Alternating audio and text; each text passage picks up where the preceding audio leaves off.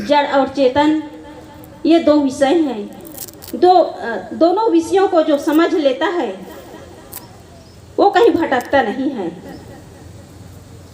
पांचों विषय और इनको जानने वाला चेतन जीव दृष्टा है और इन्हीं जड़ विषयों से, जड़ वासनाओं से अपने आप को छुड़ाकर अपने स्वरूप में स्थित होने का काम करना, यही मूल सिद्धांत है। और लोग जो है मूल सिद्धांत को छोड़कर बाहर भटक रहे हैं। किसी भी प्राणी को दुख देना और वहाँ सुख की कल्पना करना केवल भोलापन है, क्योंकि जो कर्म हम कर रहे हैं वही लौटकर हमें मिलता है। क्रिया की प्रतिक्रिया, ध्वनि की प्रतिध्वनि होती है। वैसे ही जो भी हम कर्म करते हैं वही लौट करके हमें मिलता है। इसलिए हम किसी को दुख देने का काम ना करें, सुख देने का काम करें। यही मानवता है, यही सबसे बड़ा धर्म है। गोस्वामी जी ने भी कहा है कि परहित सरिस धर्म नहीं भाई। दूसरों की सेवा, परोपकार और दूसरों के प्रति सेवा सहयोग की भावना के समान दूसरा कोई धर्म नहीं है।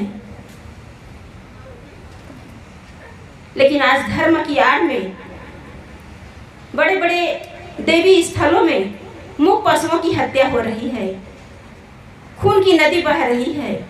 अब कह रहे हैं कि हम धर्म का काम कर रहे हैं।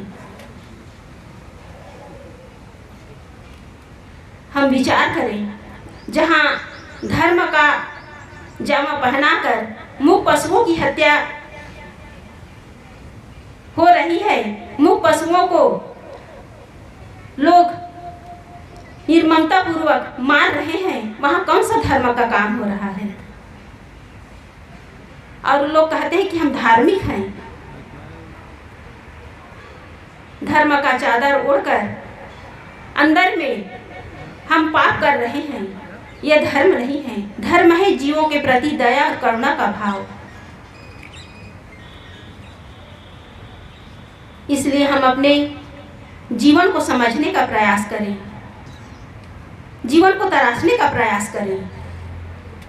मनुष्य इस संसार में आकर यदि अपने आप को तराशने का, अपने आप को गढ़ने का काम नहीं किए तो उसका जीवन यूं ही बीत जाएगा, उसका अस्तित्व ही समाप्त हो जाएगा।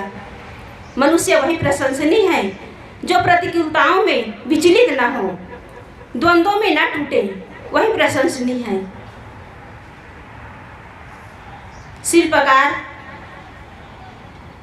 मूर्ति बनाने के लिए जब पत्थर पर छैनी हथौड़ी चलाता है और पत्थर छैनी हथौड़ी की मार को सह लेता है, वही पत्थर मूर्ति बनकर मंदिर में प्रतिष्ठित होता है। उसी प्रकार हमारा जीवन भी है। यदि हम प्रतिकूलताओं को सह ले, हंसते हुए बाहरी चुनौतियों को हम झेल ले, तो हमारा जीवन भी प्रतिष्ठित हो सकता है। ऐसे ही महान पुरुष हुए हैं जो संसार में प्रतिष्ठित हुए हैं, पूज्य हुए हैं, विश्ववंदनीय हुए हैं। उन्हीं की प्रशंसा है, आज उन्हीं की लोग वंदना करते हैं। महात्मा बुद्ध,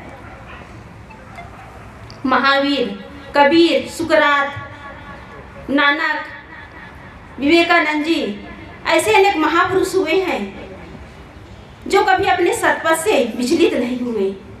महात्मा बुद्ध के ऊपर पता नहीं क्या क्या आरोप लगाए।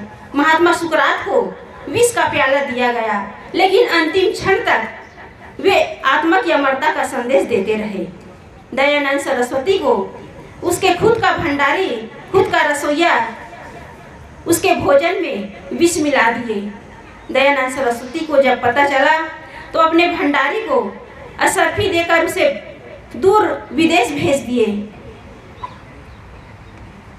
ईसा मसीह को क्रॉस पर लटकाया गया, लेकिन अंतिम क्षण तक वे अपने प्रभु से, ईश्वर से यही प्रार्थना किए कि हे ईश्वर, इन्हें माफ कर देना, ये नहीं जानते कि हम क्या कर रहे हैं। यह है महापुरुषों की अमर कहानी, उनका इतिहास, जिसे सुनकर पढ़कर हम अपने जीवन में कुछ सबक ले सकते हैं कि प्रतिकूलताएं हर किसी के जीवन में आती हैं, लेकिन जो प्रतिकूलताओं को सह लेता है, उसमें विचलित नहीं होता, सदाचार और नैतिकता के पथ पर चलता है, उसी के जीवन में निखार आता है। तो हम भी इस संसार में आए हैं, बाहरी प्रतिकूलताओं का सामना करते हुए हम आगे बढ़ते हुए अपने जीवन में निखार लाएं और नैतिकता और सदाचार के पथ को हम कभी न छोड़ें।